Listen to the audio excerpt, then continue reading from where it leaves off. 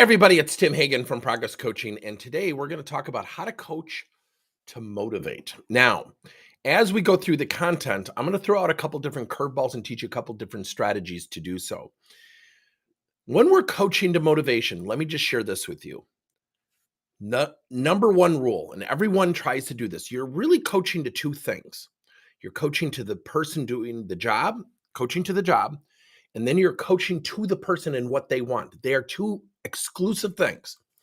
I'm going to just tell a quick story. I have a very good friend who's in graphic design, and she called me and she said, "Oh man, I've got to look for a new job." And she was kind of hemming and hawing. She was kind of upset. And I said, "What happened?" She said, "Well, they want to promote me into a people management position." I said, "Okay." I said, "Why are you looking for a new job?" She goes, "I want nothing to do with people management." And I said, "Well, tell him that." And she goes, "Yeah, I know, but are they going to be upset?" And we're going back and forth. And I said, "Look, what do you love?"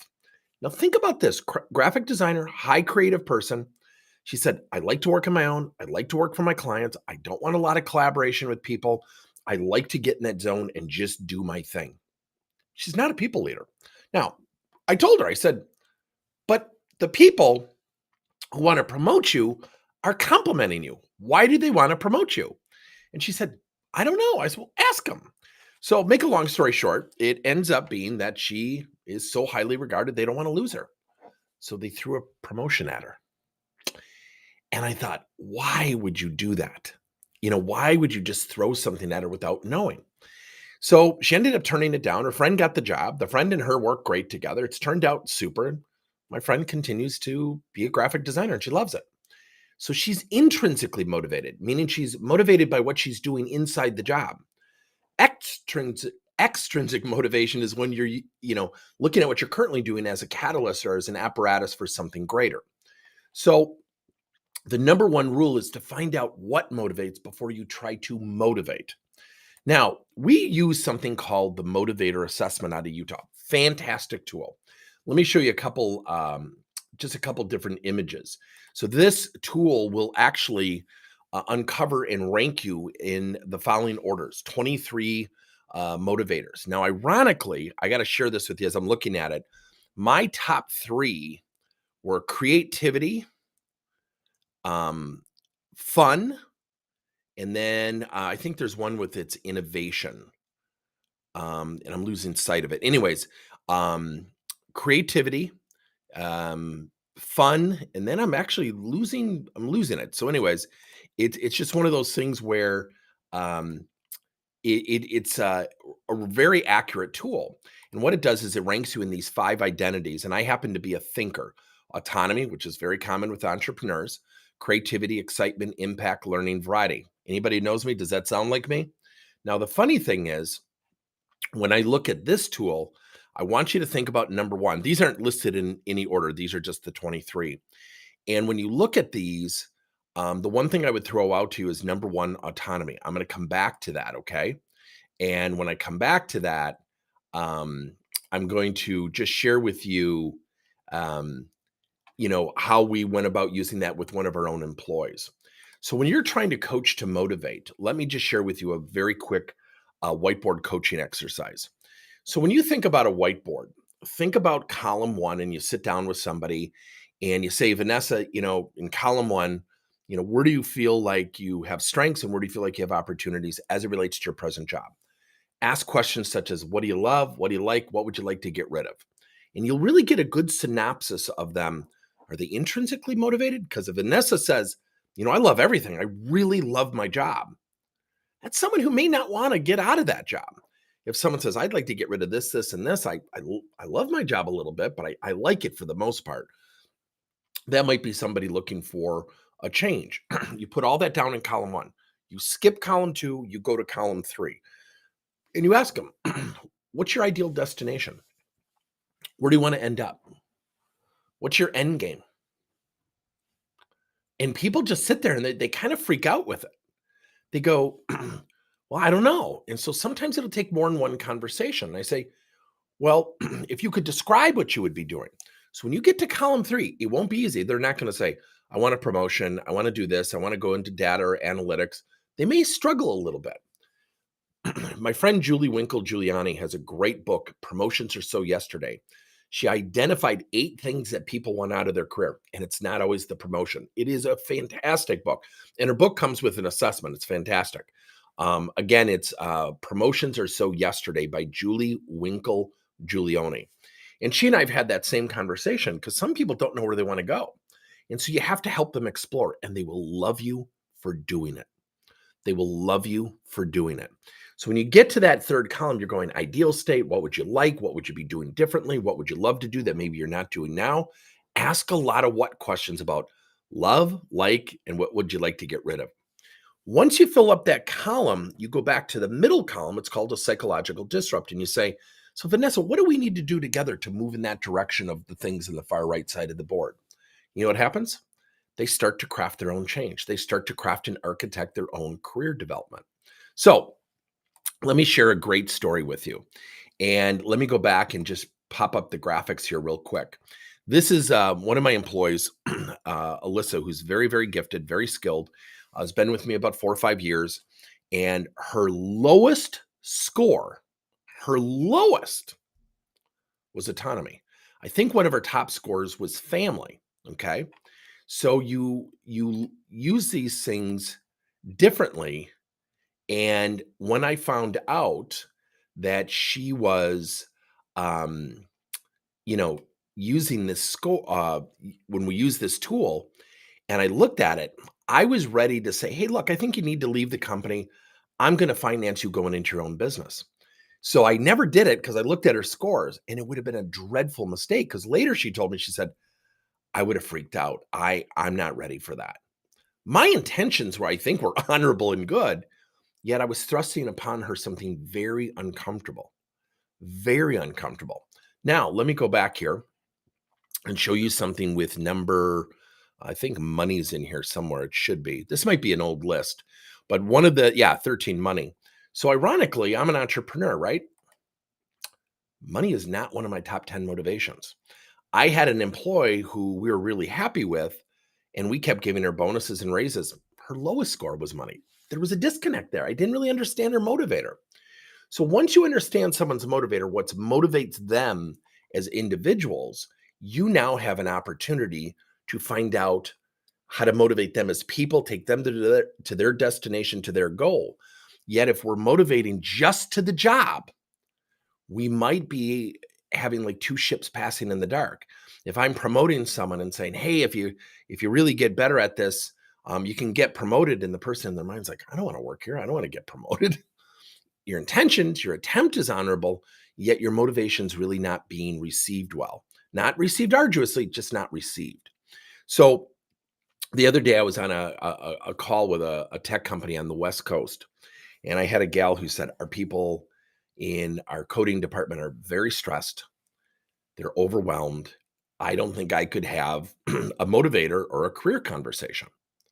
I think it would come off as an interrupt to what we're currently doing. It just wouldn't feel right." I said, "Okay, then don't do it." So as the conversation ensued, I said, "Well, let me ask you one question. What's your biggest concern?" She said, "Burnout. We're barely holding our heads above water." And I said, "Try this." And I want everyone to really hear this. One of the things that we have to do when you think about a map, right?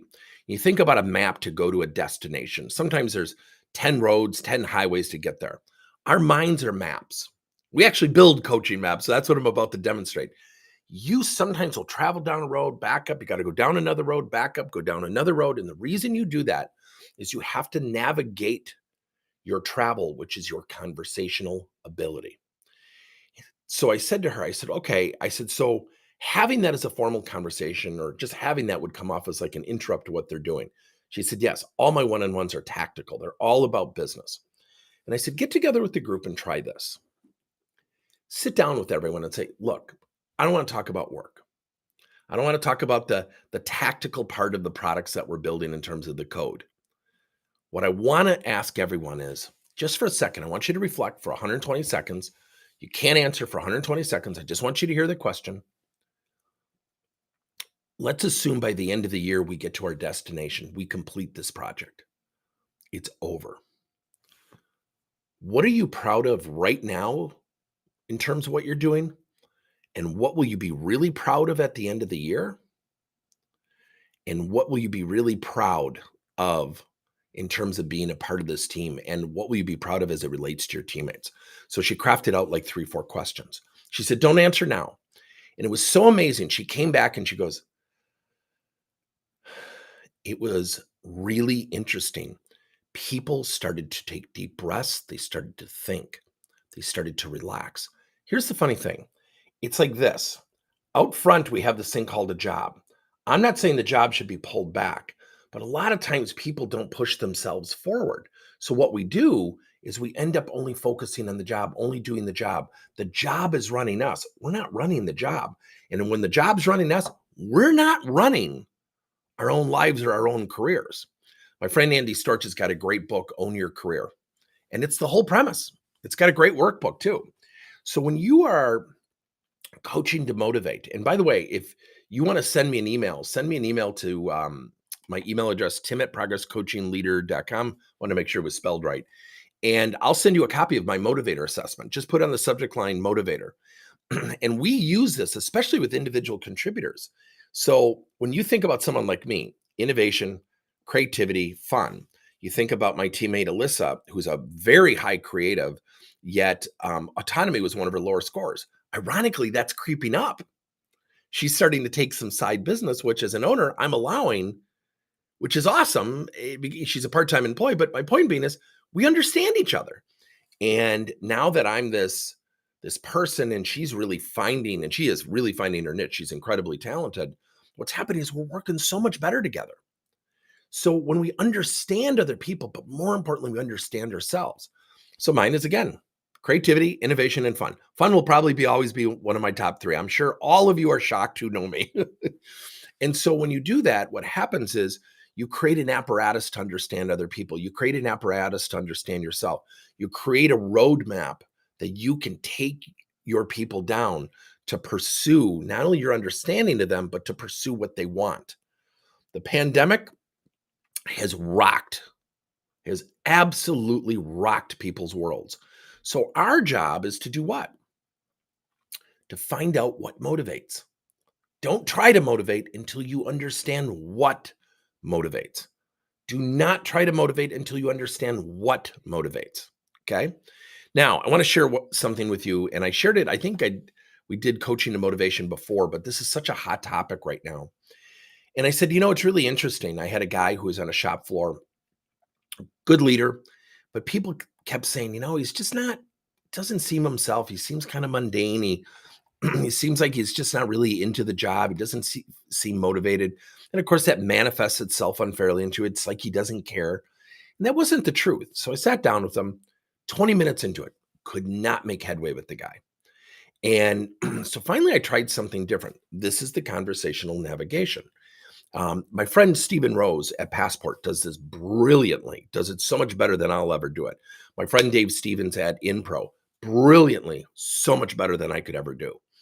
And they ask questions. And in this case, I ask questions. This is something I've stolen from both those guys. Is I asked this guy, what do you love to do outside of work? He goes, work on race cars. He did not hesitate. So not only do we ask questions and listen, we got to look for reactions. We got to look for excitement and triggers. The great thing was, he ends up telling me, said, it's so funny because I love to work on race cars. I said, why? He said, I always have. I'm a mechanic. He's a supervisor on a shop floor. And I said, well, how do we bring that person into work? Because you really are pretty jacked up. And he goes, it's not possible. I said, why? And he said, here's what my job does. And he starts telling me about how he supervises people, and he doesn't love it. I said, wait a minute. I didn't ask about your job duties. I asked, how do we get that person into the company? He said, I don't know. And I said, well, maintenance has got openings. He said, I can't afford the pay decrease. He said, I've looked into it because there's job openings, and it's a unique set of piece of machines. So we have people who do it. It's a very unique skill set. And I said, okay.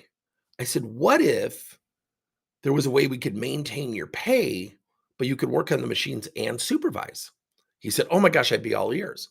So HR manager ends up working it out. Turns out to be a great thing. Everybody's happy for him. We've got our, manufacturing and our machines being fixed more readily because of this guy. And he maintained his supervisor status. And in our discussions, he said, I can't take a pay decrease. I've got 3 boys. I'm a single dad. So here's the cool thing about that conversation. It wasn't going anywhere for 20, 30 minutes, but you don't give up. You keep coming up with ways for them to explore. When he got that job, other people started to ask about career development. Here's where I want to go with my career. See, when you coach one person, it becomes your advertisement for other people to explore. That's why when we're coaching to motivation and we use our number one rule and we find out what motivates versus trying to motivate, there are different tools out there that can help you do it, from the motivator assessment, whiteboard coaching. And when you do those things and you help people explore, most people feel stuck or steadfast in what they're doing. They don't arbitrarily explore. Think about that. Most people don't sit down with their spouse or friend and say, do you mind if we just talk for about an hour? I need to kind of have a conversation around where I want to go. And some people don't know where they want to go. That's the power of questions. That's the power of you having conversational navigation.